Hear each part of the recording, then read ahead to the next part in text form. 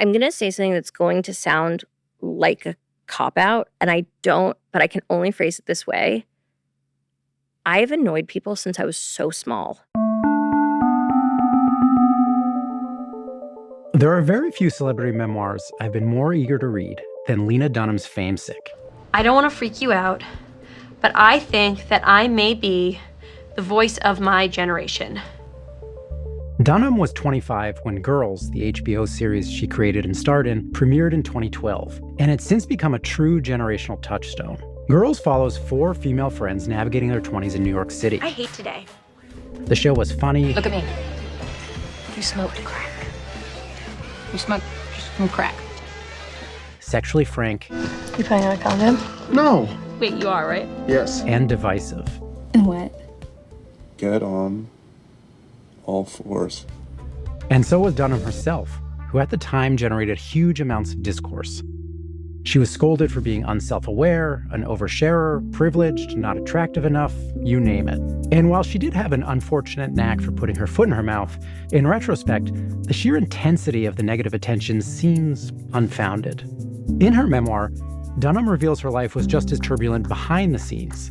She details how she was concurrently dealing with drug abuse, dysfunctional sexual relationships, and chronic illness. It's a lot. And now, at nearly 40, she's ready to talk about it all. Here's my conversation with Lena Dunham. You know, we were just making small talk here and talking so nicely out in the hall, and now I just have a bunch of incredibly heavy questions to ask you. I can't wait. You said that, and I was like, yeah, that seems right. Yeah. Whose name are you most anxious about popping up in your inbox and saying they've read the book? Whew. I mean, anytime you get feedback from someone you've written about that you love or have loved who isn't in your life anymore, that's always a stressful name. But honestly, like having my parents read it was the most anxiety-producing part of the process because I knew they were both going to fact check, look at it in a sort of like macro career arc way because they're artists, while also looking at it in a protective parents way, while also looking at it at their own depiction and like wading through all of that. So I feel like my parents, when they popped up in my inbox, that was a curl up day. And what was their response? My father said one of the most amazing things, which is he said, it's hard for me to understand why anyone would want to publish a book such as this. And the such as this, and he said, it's beautifully written. I'm very proud of you. Some people are going to really understand it, connect to it, and feel it's for them. And some people are going to say, why won't she shut the fuck up already? And I thought that was like a pretty accurate assessment of the options. And I liked that. Just on the idea that some people will read it and understand it. Yeah. You know, there's so much in the book about, you know, addiction, you know, traumatic physical things that have happened to you, chronic illness, you know, career ups and downs, personal relationships, like coming together and falling apart. Yeah. And you're sort of amazingly candid about this stuff. And it's coming from someone who I think has often been misunderstood. Do you have a hope that in publishing the book, you will be better understood by the public? That's a really good question. And one of the reasons I took so long to write the book was it was really important to me that I not put it out from a place of saying, like, here's a referendum on how I feel that I have been perceived. Because I feel like every 2 years, they publish a new article about a woman and they're like, blank is finally telling all. Beep is finally herself. ABC in her own words. And it's like in a lot of ways, I think it's about keeping a career arc alive.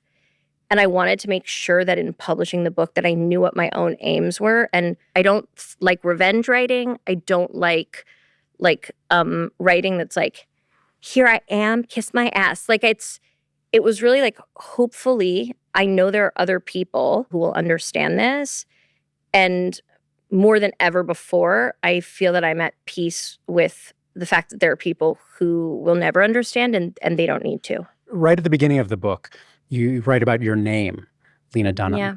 and how you felt like your name almost started just, and this is for you, not even for other people. Yeah. Your name for you started to carry negative connotations. Like I think you say it almost was sounded like a joke that kind of felt like a slur or something. Yeah. So what did your name represent, do you think? Well, it became like there was a period of time where I would be watching just like a show I enjoyed, and then I would hear my own name, and it would take me like 3 minutes to realize that there had been a joke that was synonymous with whether it was like myopic millennial thinking or hapless feminism or man-hating or like liberal twitdom or, It's a long list, it's a long unfortunately. list. And like there were the people who maybe shared my politics and shared my lifestyle, but were irritated that I was talking. But suddenly I was like, it meant one thing to people who did connect to me. It meant something it had a meaning in sort of I was very early, had an early experience of the alt-right internet that I think was very specific. And then it also meant something different to people who were just like turning it into a sassy punchline. But I remember there was a day, and this is not in the book, where I was going to vote with my father. And I'd been campaigning for Obama. It was 2012. And I remember he said, like, I don't know, maybe you should just go, I don't know if I want to go vote with like Lena Dunham. And I was like, my father feels like going to vote with me is going to like signal something when he just is like a waspy man who wants to get in and get out. Right. It's not like, voting. Yes. Right. Like he's like, I don't want to go and have it be like a whole thing where we're voting together. And that It's crazy. Yeah, it's crazy. That's your father. Yeah. So who's like my best friend in the world.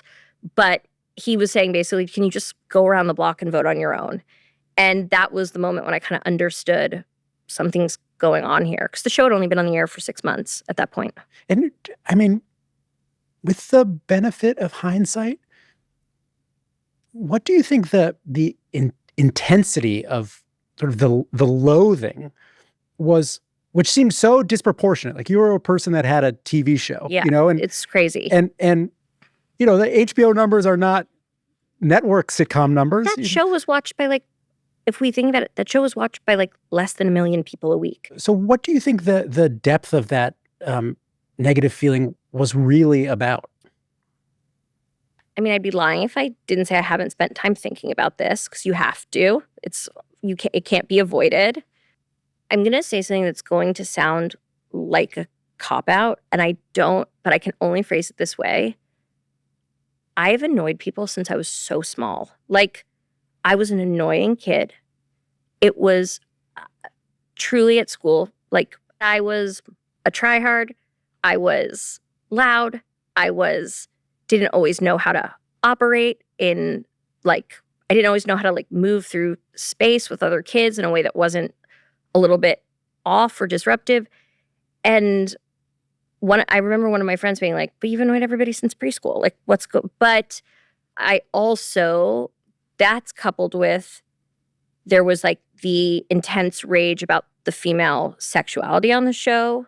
There was the intense rage about my body, which is so crazy to look back on now, because I was this like little slip of a 26-year-old. And had I known my own powers, I would have behaved very differently. And then like, I would be lying if I didn't say that my own way of moving, whether it was through media or how I express myself online or even in my writing, didn't quell it. And then, of course, as detailed in the book, like all of that had an effect on my health, my mental health, which then began to deteriorate, which was a secret I was trying to keep.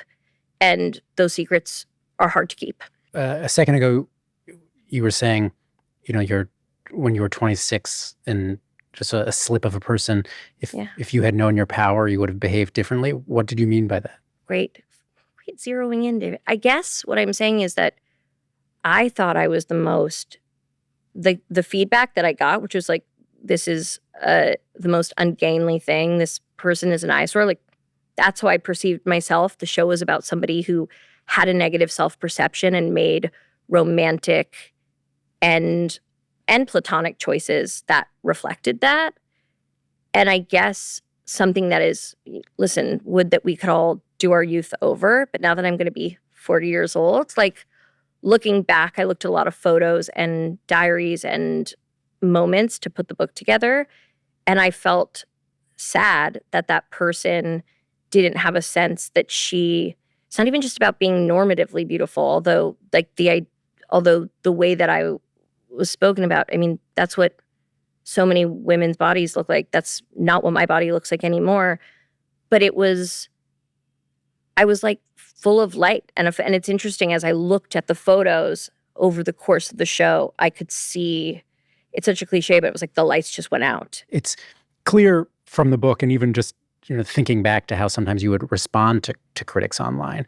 You were pretty aware of the negativity that was sort of circling around you all the time, online specifically.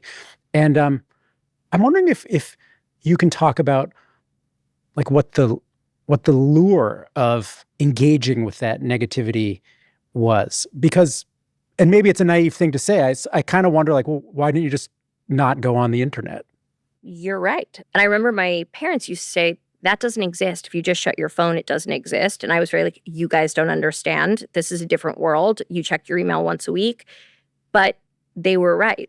I think one of the many contradictions of my life is that I like to express myself in totality. I like to maybe make things that I never thought of anything that I made as controversial. But I also, like, I grew up in the New York art world. Like, I grew up going to see like Vito Acconci do Seedbed. Like, I wasn't having an experience of any kind of moralism. In fact, the opposite.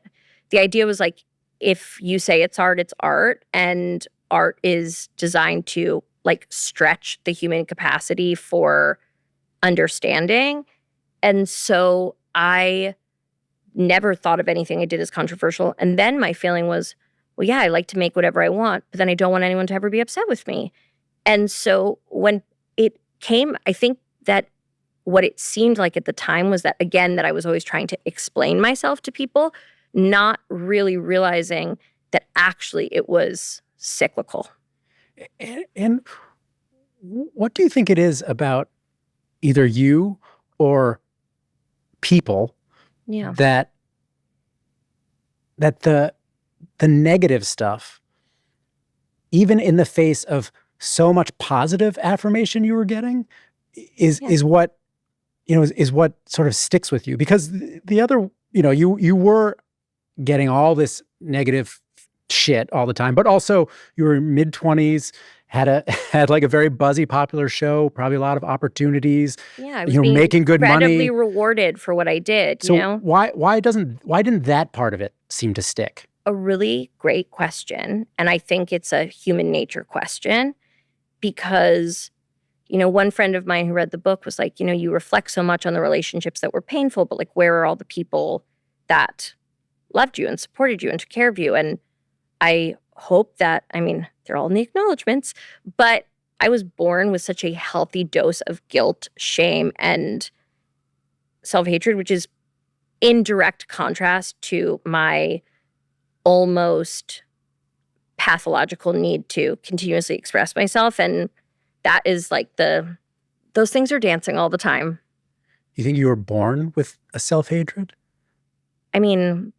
Not to get too woo-woo, but sometimes I feel like we just are like, there's so much just ancient generational stuff. It's like Shirley MacLaine style, or? No, I'm not going to go as far, although I respect Shirley MacLaine's work who wouldn't? Yeah. And I'm not against going there, but, who hasn't tried past life regression once if they're going through something? But I guess, there's this, like pride mixed with this incredible desire to like self-immolate and self-erase. And I don't ever remember not having it. So that makes me feel like it. And I don't look at my parents and go, you guys did this to me. So that makes it a little bit of a existential mystery. Yeah. I have some questions that relate to that, but I'm going to, because I have a theory about this existential mystery for you, but I'm going to save it. I'm going to save it. If David Marchese can explain me to me, it would be it would help me a lot and save me a lot of money. Well, you can make the check out to cash. Okay, great. But before that, you were living through this period where there was all this kind of distracting and painful noise in the outside world. Yeah. And you were having complicated relationships with the people you were working with. Yeah. And on top of that, you were feeling unwell. Yeah. You were ill. Yeah. How did your health affect your relationships with the people around you? One of the reasons the book is called Famesick is because the two most corrosive forces in my relationships were celebrity, how it perverted the space around old relationships, how it colored my ability to understand new relationships and whether they were authentic, and illness, because illness, like fame, can make you zero in and contract into self, because like pain, physical pain, is like one of the most selfish feelings that exists because all you want is to be out of it. And then also, illness is really scary to people. So they want a narrative in which it happened. You had a cold for 3 days, you recovered, you got appendicitis, they took it out. And the relentlessness of it, and the fact that it was like, I was like, okay, I got a surgery, I'm going to be better. And then 3 months later, something, and I didn't have a sense of like medical misogyny. I didn't have a sense of I was raised to be like, I'm a good Jewish girl, and what doctors tell me I listen to, and to assume that they were right.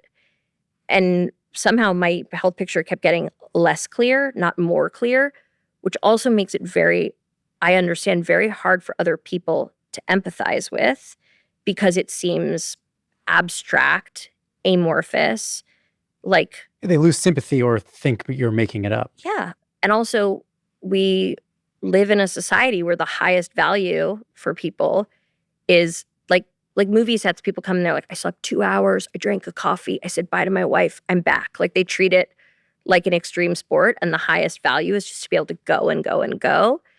And it took me a really long time to understand that wasn't like my only value, that actually I could have a fragile body and a strong mind and have a lot to offer without like betraying my own physical self over and over and over again.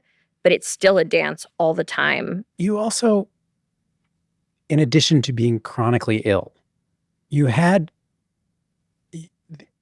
multiple traumatic bodily experiences, which I'm really sorry that you went through. Thank you. But you write about being a child and a babysitter molesting you. Yeah. You write about abusive sexual relationships. Yeah. And so... I'm like, yeah. So how did... And so all those experiences... what's I didn't coin this phrase, but the body keeps the score. Yes. So all those experiences with your body had sort of a myriad emotional ripples. Yeah. So how did your sense of your body affect your own sense of self? It's really interesting. I mean, I have a whole sort of theory of the case about illness that would take a long time. I was never a healthy kid, and often that was perceived as, she just wants to lie in her bed. And like, I really was always fighting against the like laziness label. Like, I was like, I will prove to you that is not what I am, even if my body is a little floppy.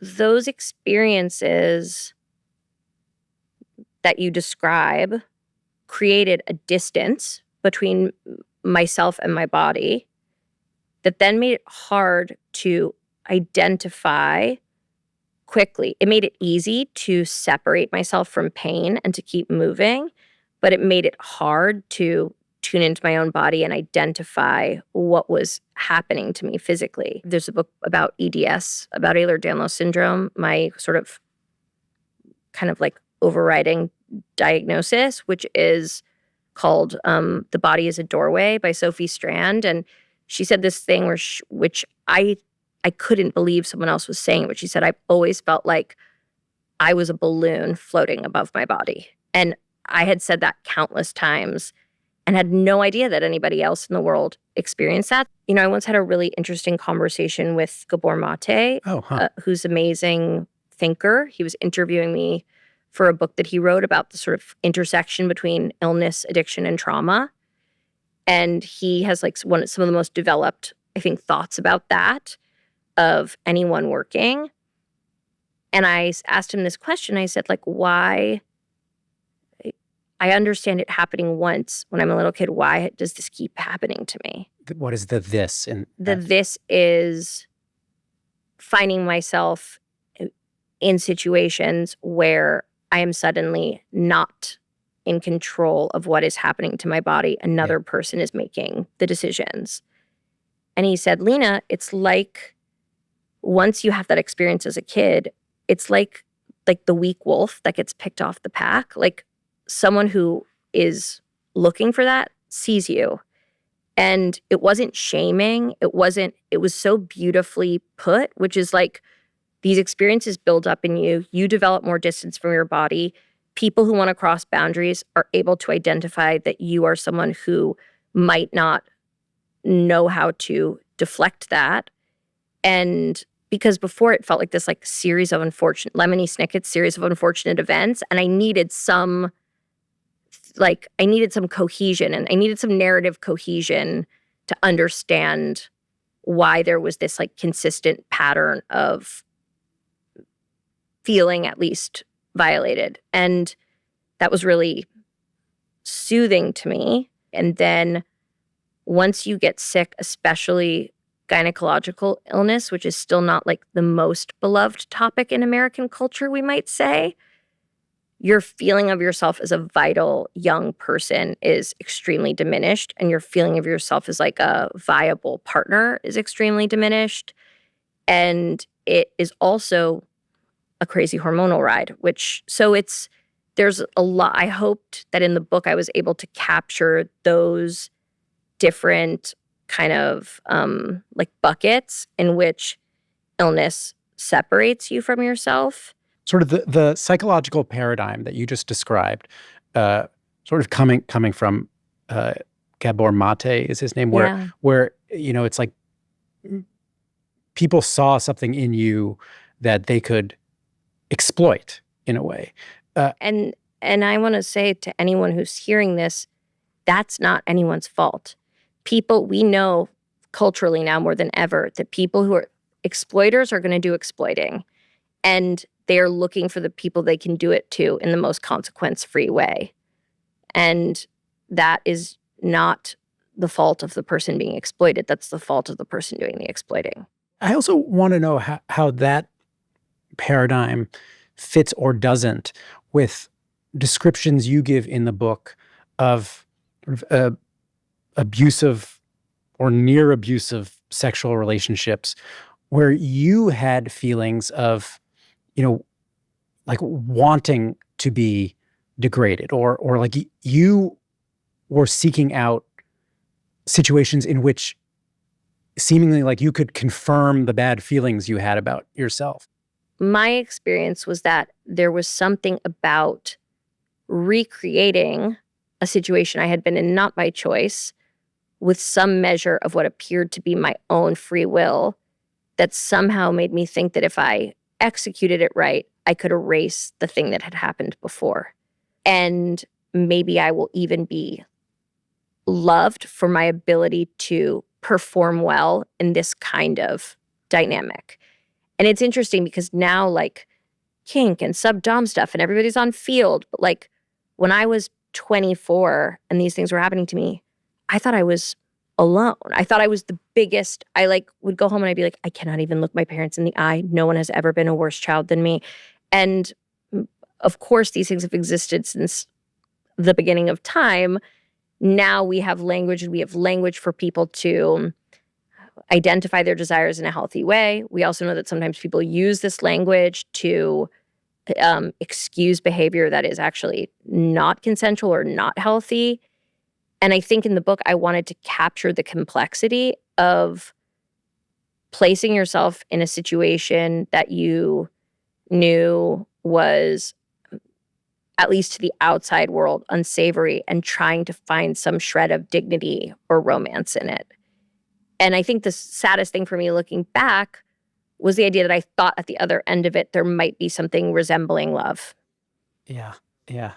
This is maybe a difficult question to have perspective on, or maybe even a little too psychologically abstract in a way. But do you might there be ways in which the dynamics that you just described in terms of sort of like personal or sexual relationships had parallels in your relationship with the public?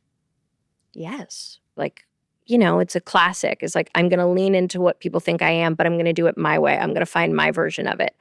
And actually, But leaning into a thing that makes you feel bad. 100%. And I think the thing that concerned my parents is this book another iteration of that? Yeah.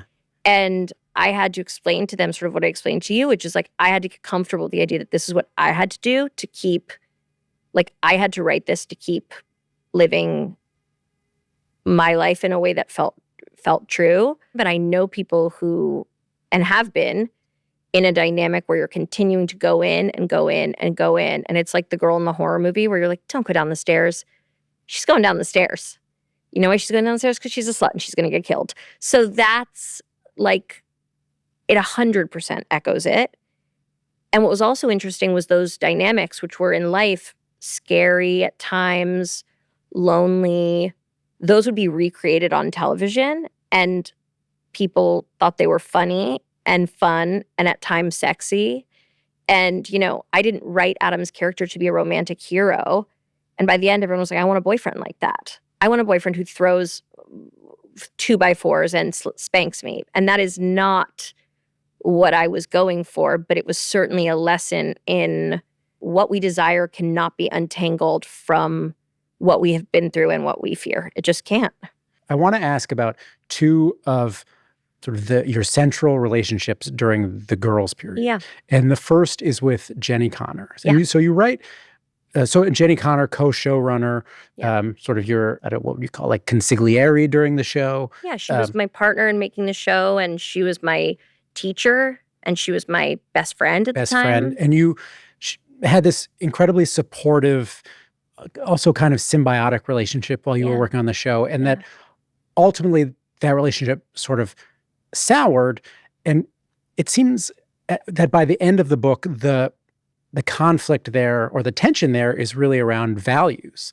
And you imply that sort of there was like a business kind of transactional aspect to your relationship with Jenni from her perspective that was sort of not quite with what didn't align with what your goals were, what your values were, which you in the books are basically art and family.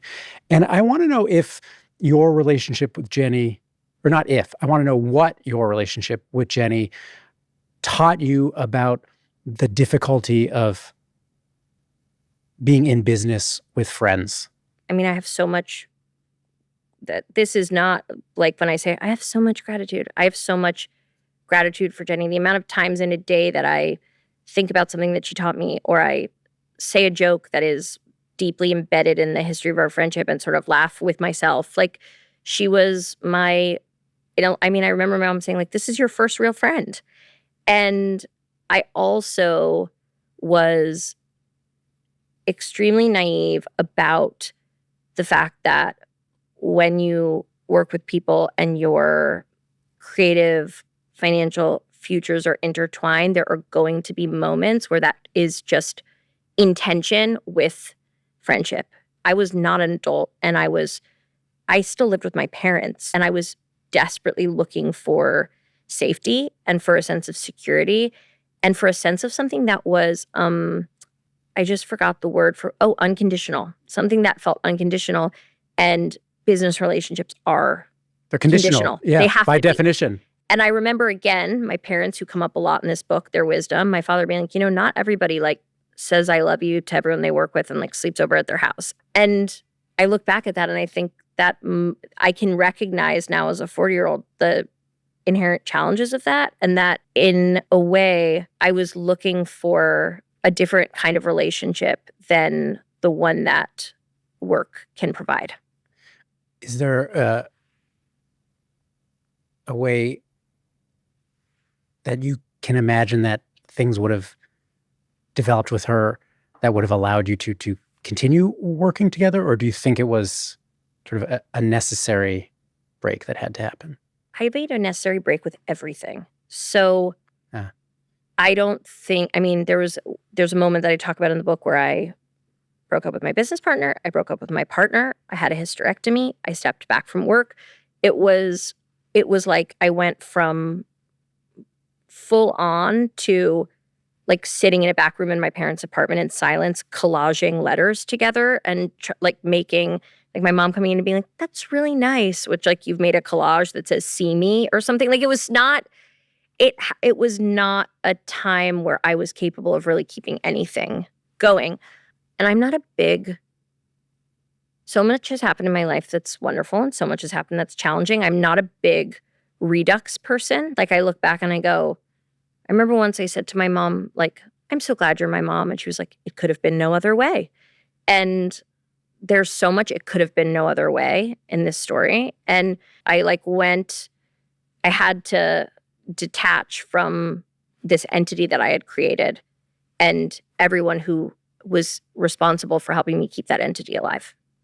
That line that your mom said, it could have been no other way, sort of echoes a line that Adam Driver says in the book, where sort of you guys are kind of wrapping up your work together on Yeah. Girls, and I can't remember if you're apologizing or you're just sort of We're just sort of saying, like, and he look says, what's happened. And he says something like, it is how it had to be. Yeah. That was my long-winded way of segueing into an Adam Driver question. Yeah. Which, the Adam Driver that you describe in the book, just as an artistic collaborator, is sort of this, at least my reading of it, is kind of like a volatile, extremely intense artist. Yeah. Who could get really mad on set or, do things that felt risky. What did you think was driving that behavior on the set? I think that was all of our first job. So I wouldn't presume to know how I wouldn't say that Girls would be a roadmap for how anyone behaved anywhere else. It was very like 7 strangers sent to live in a house in Seattle. What's going to happen? A bunch of, it's one thing that's miraculous is like no one dated and no one punched each other. Like it was, in a way, we did the best you possibly could. And always, and I hope I portray this in the book, like Adam is a meticulous artist. And where he has to go to get there is secondary to me to where he gets. And I love watching him. I learned more from him than anyone I've ever stood across from on camera. I feel like, in a way, like that was the best I'll ever be at acting. And I don't know if I could even pull that off again because so much of it came from what was being handed to me. But, one person wants to be left alone in the corner to breathe. One person wants to be like talking shop right until the minute we go. I once did scenes with a guy who used to do the Night at the Roxbury headbang until the minute that we called action, which is like a little weird during sex scenes, but it happens. But so I think I have a deeper understanding, and sometimes I just said I'm not a big redux person, but like you did just write a memoir. I did just write a memoir, and I think that like were I to go back, that I would so not take that behavior personally. Like I would understand everyone's just doing what they need to do to make it happen. There's this scene in the book involving you and Adam where it seems like there had, the idea of you two having a sexual relationship was like in the air sort of, and you make a plan for him to come to your apartment, and he says yes, and this is in your telling, and I'm like, what are you talking about? That's not in the book. I didn't put that in the book. and he gets there and calls up to you, and you don't answer the call because it seems you were sort of apprehensive about what the sort of emotional fallout of sleeping together might have been. I think the word you use in the book is, you were worried about maybe some possible humiliation or whatever it was. And why was humiliation the thing that you were worried about happening there? I mean, I was worried about humiliation happening everywhere. So, and I also want to say, like, when you're that age, there's this, like, I remember in college, you go out at night and it's like, you look around at like your 15 guy friends and it's like, who's going to kiss who tonight? Like, there's something in the air all the time, but it might mean nothing. And I think in that relationship, what I was trying to capture was not necessarily specific to that dynamic, but was this feeling like we were all coming out of that phase and entering this adult professional phase where we were still kind of moving through the world in this youthful way where it was all ripe with possibility and not saying what we felt and trying to read each other's signals. And there was something scary about it and there was something glamorous about it. And then having an adult awakening that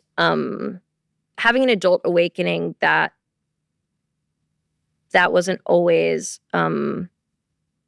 I had been so of the mind that like any scrap of positive male attention was going to automatically elevate me to some, I don't know, so I wouldn't be scared of, suddenly I would never be afraid of death again. But, and then realizing actually that the supreme force was the work and that everything had to, much like Adam's acting, everything had to be in service of that work. The sort of another of the central relationships you write about in the book is your relationship with Jack Antonoff. Yeah. And I want to know how fame helped deepen that relationship, and then how fame also may have destabilized that relationship. So I'll just start by saying, like, it's so thrilling now to look at to have met this person, the week that his first single came out and to see the trajectory of his career and his powers. It's a unique privilege to have every breakup song you love written by your ex. I feel blessed. I talk about this in the book, but when I was at rehab, this girl kept playing this Pink song over and over and over again. And at one point I was like, my ex-boyfriend wrote that. And she looked at me like, okay, lady. Yeah. And I'm the Queen of England. But what I tried to capture in the book is like, I was a really late bloomer. So that was my first, a lot of people are like, I had my high school boyfriend, then I had my college boyfriend. I didn't even have a language to think that like I felt like you fall in love with someone and then you're together for the rest of your life. Like I was so, my parents got together when they were 27, they're 76 now. They like met in Soho as young artists. I was like, okay, I'm perfectly on time. Here we go. And something I talk about in the book is like that ending was extremely intense for me in a way where I looked around and I was like, is everybody this upset about their breakup? But it was also because of what it represented publicly for me, which was the idea that like, if you have this dynamic, intelligent, talented man who is signing off on you, how bad could you really be? Right. Yeah. I just, I've not experienced a relationship with a famous person, but I would think there's got to be something where like sort of exhilarating or intoxicating where it's like, you're super cool and I'm super cool and the world's telling us we're all super cool and like, I love you and I love you and everything's super awesome. And then but then at some point life has to happen and it's like, well, also what delays life more than the things that prevent you from having to deal with life, right, are like lots of external support, money. I'm like, no one under 30 should be given any money because then they can just like play house for as long as they want. And something that I really respect about Jack and love is he's like a real entertainer. He brings like positivity and joy and has a deep, deep connection with his audience and cares. And I'm a much different, internal, weird, other kind of creature. And it's like, I don't know how to say, it's like we have, on the one hand, we have Bruce Springsteen. And on the other hand, we have, I don't know what I was about to be like, Edna St. Vincent Millay after she got addicted to opium and fell down the stairs. And they're living together in an apartment. It's an interesting reality show. And it was so special to have that buddy through everything. But then life does happen. And the most intense version of life happening is illness. And I try to make it really clear in the book that any young person who was around that and thought, this isn't what I want my life to look like right now, I have no blame, because I was like, this isn't what I want my life to look like either. You're pretty coy about who the teen pop star was that Jack is hanging around with in the book. There's no teen pop star in the book, David. You misread. You misread. Do you think it would be a giving people a green light of pure heroin to really say who the pop star was? How long did you rehearse that for? That was really good. But it was Connie Francis. Oh, interesting. Yeah, wow. It was Connie Francis. Huh. Yeah. Interesting. I'm conscious of the time. I don't want you to feel trapped here, but no, I love hanging out with you. I feel like I'm just hopscotching around because there's so much in the book and it's hard. But can I ask about rehab now? Yeah, of course. I loved rehab. I did. I genuinely did. Wait, and just for sort of chronological context. Yes. So this is happening. So Girls is done. Girls finished in September of 2016. It's going to be 10 years this year. You kind of bottom out for right, and so and probably I it's went about away 20. April of 2018. I turned 32 the day that I left, and I'm about to be 40. So I've been sober for it'll be 8 years in April. Good for you. Thank you. Yeah. It's been a really good thing for me. Something that I didn't know I needed because I never drank. I never smoked weed. Pretty much until the minute I got there, I had no idea that I belonged there. I thought I was following doctor's instructions a little too well. And suddenly I realized that I had like many American people, a dependent relationship with pharmaceuticals, and that I was lucky enough that I could go somewhere and work through that rather than sort of like so many people have to, grip the walls in their car or their bedroom. And it was a really important page turn experience. A lot of addiction is feeling a positive feeling that is in direct contrast with the rest of your life looks like. Your life is falling apart and you're like sitting on your bed in a good mood. There's nothing in that.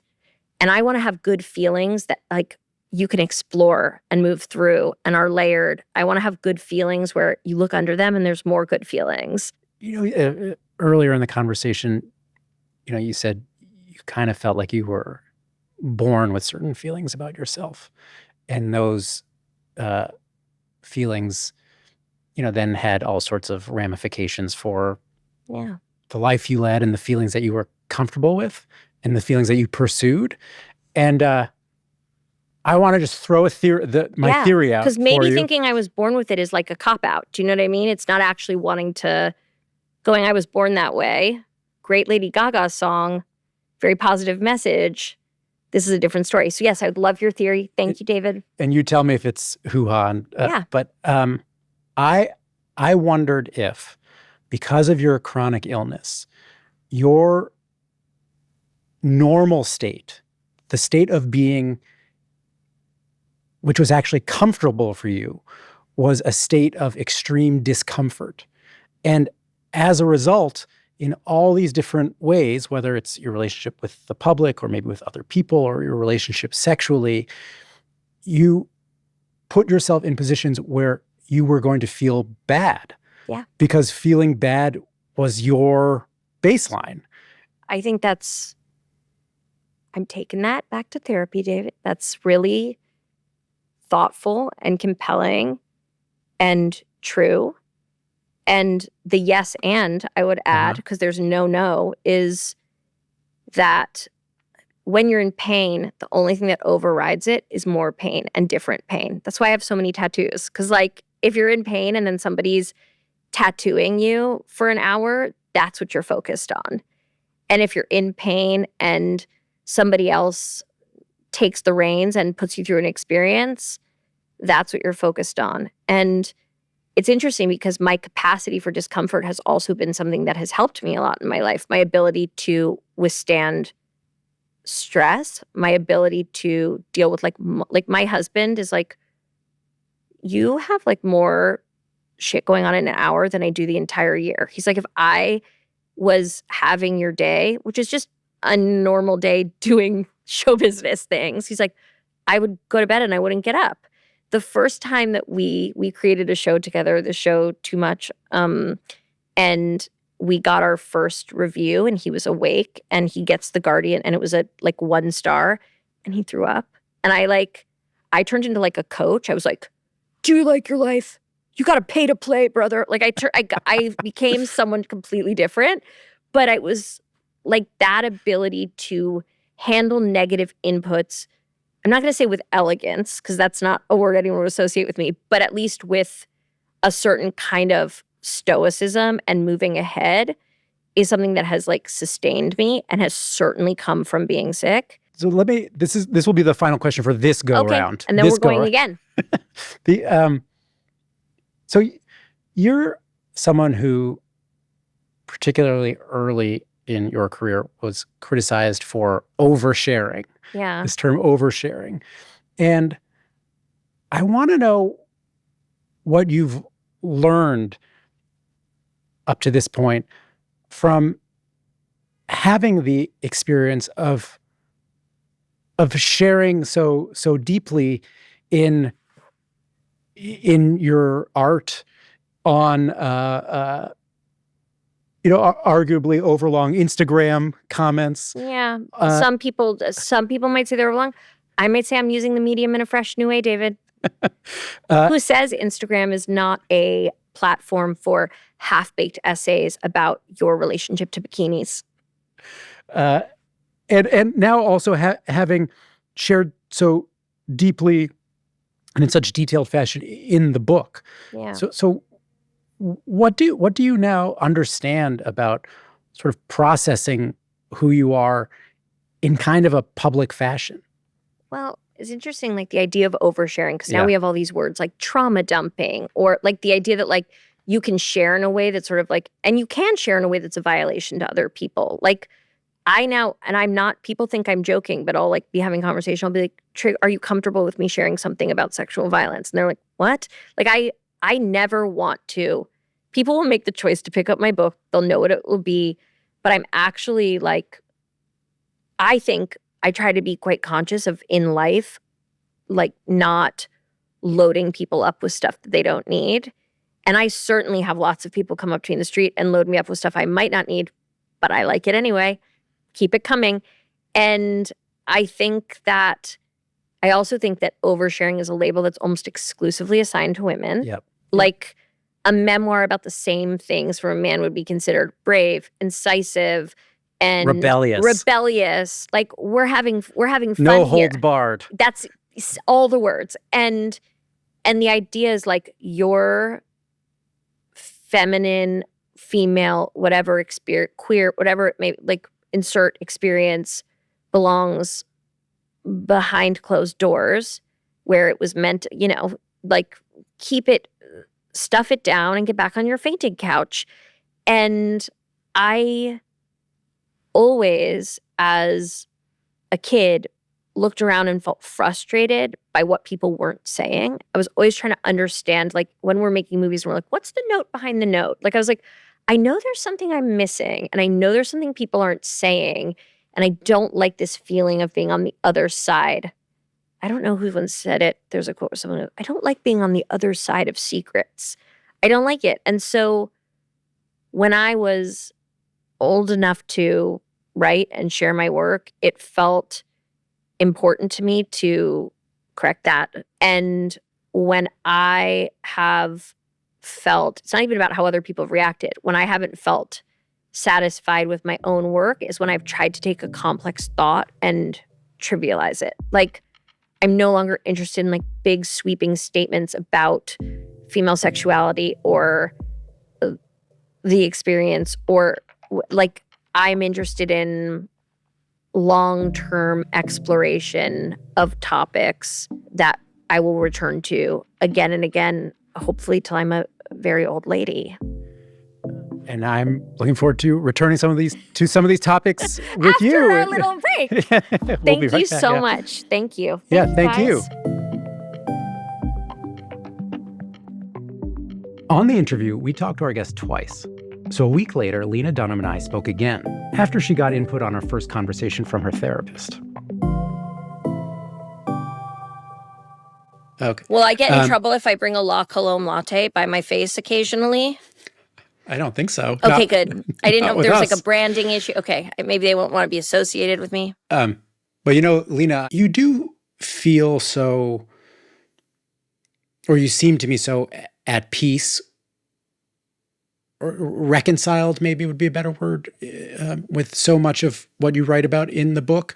But there is one area where I sort of intuit that maybe you don't feel quite as much at peace, and that's around the statement that you put out in 2017. Yeah. Which you write about in the book in like a slightly oblique way, but you defended the girls' writer Murray Miller against accusations of rape. You later apologized for it for that defense. You also write about in the book how I think maybe you were not in a great headspace at that time. You were sort of in a confused place.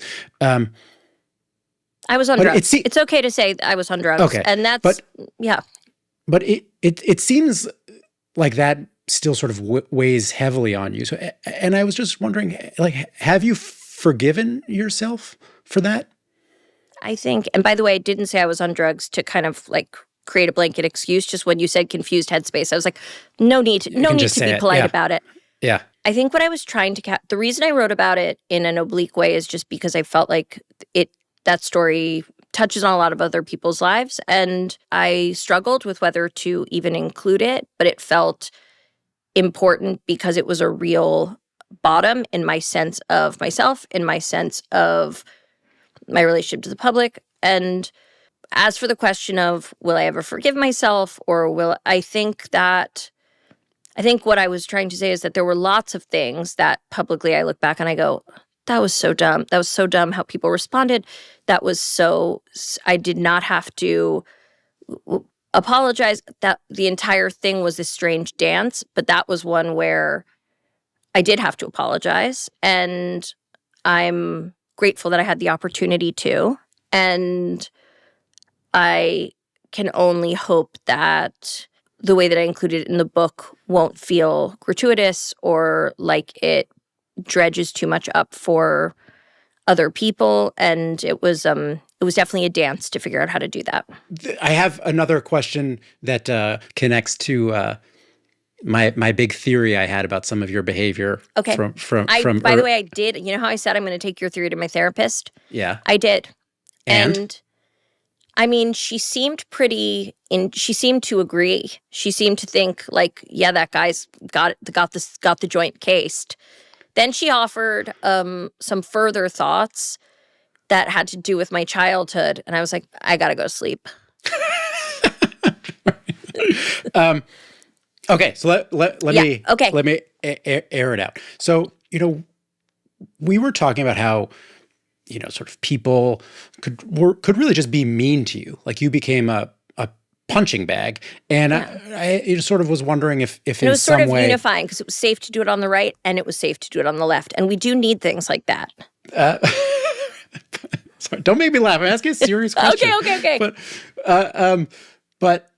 the thing I left out of that was, and so sort of my theory was that in some ways maybe you were looking to feel bad, but the thing I left out of that was, of course, that you were at times saying provocative things that sort of made people angry or irritated, And I don't want to go through the list. I don't think we need to. I don't think that would be necessary. We're not doing it. We're not doing it. But I just wondered if there obviously was a way in which you were interested in pushing boundaries. And you've probably always, I think you even write about in the book, you've always been interested in pushing boundaries. Yeah. But I wondered if maybe the thing that you were interested in wasn't just the pushing of the boundary, but getting scolded for pushing the boundary. Self-awareness, like 20-some, I wouldn't say it's the specialty of the house for 20-somethings. So I probably wouldn't have been able to hear that and receive that when things were going on. I mean, it was a complicated mix because I also, I was always interested in pushing boundaries, but I also came from a very boundary pushing place. Right. I was 10 and going to see an art show where it was a woman sold herself to an art collector as the art. And so you're watching a video of the two of them having sex and I'm standing there and watching it between my parents. My sense of what was naughty behavior was different. One of my father's big things he always said when we were kids is there are no bad thoughts, only bad actions. A lot of people think there are bad thoughts and that you're supposed to, and that you're supposed to keep your bad thoughts to yourself. And I always thought if we're all just saying what our worst thoughts are, then we're saying them and we aren't alone with them. And isn't that better?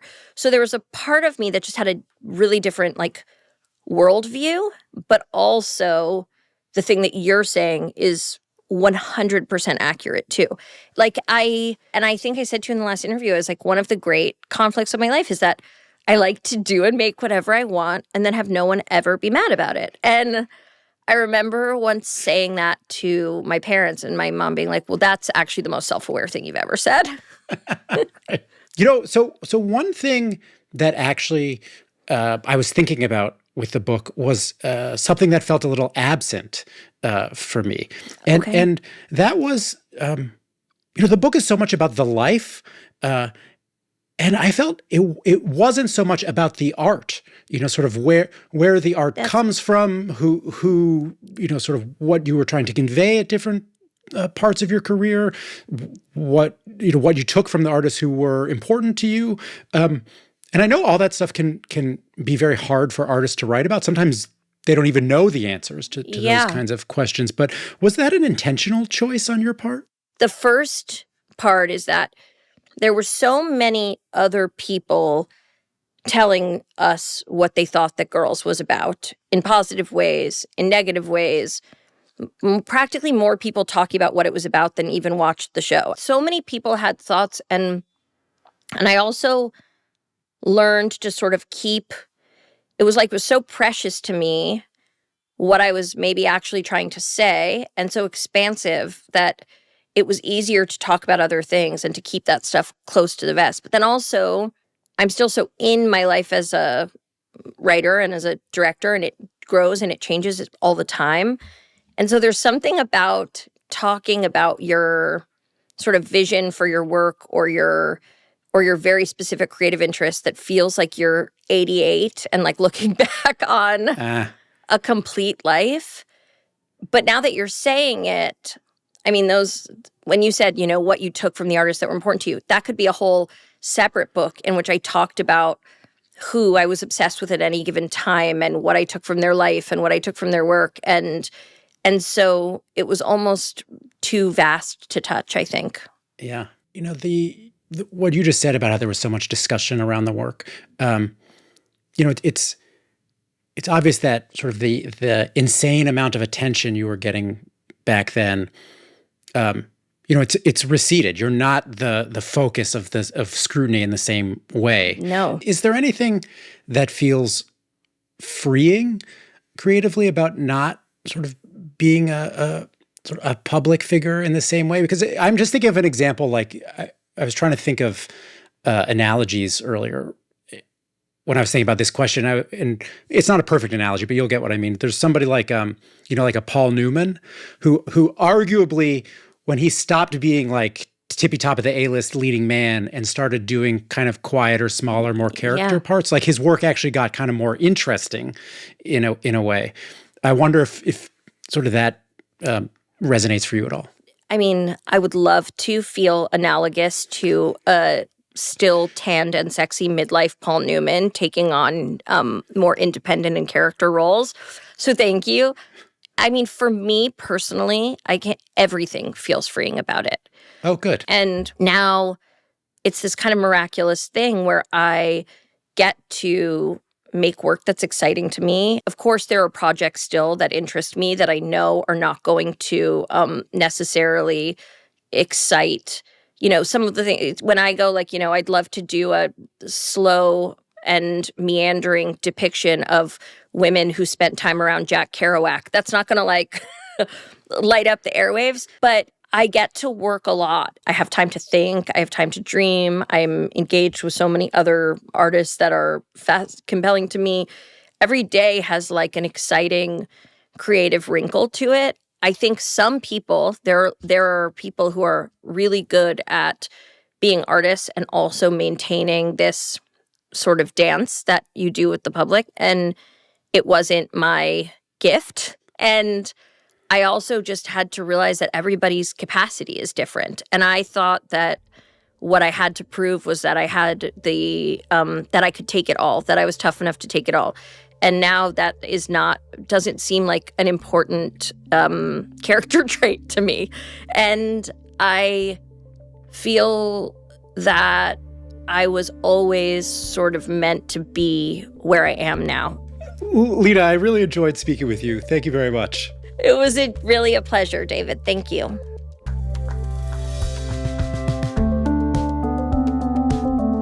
I'm Lulu Garcia Navarro. And I'm David Marchese. And we're the hosts of The Interview, an audio and video podcast from the New York Times. Every week, we interview fascinating and influential people from all walks of life. Subscribe to our YouTube channel so you'll never miss an episode.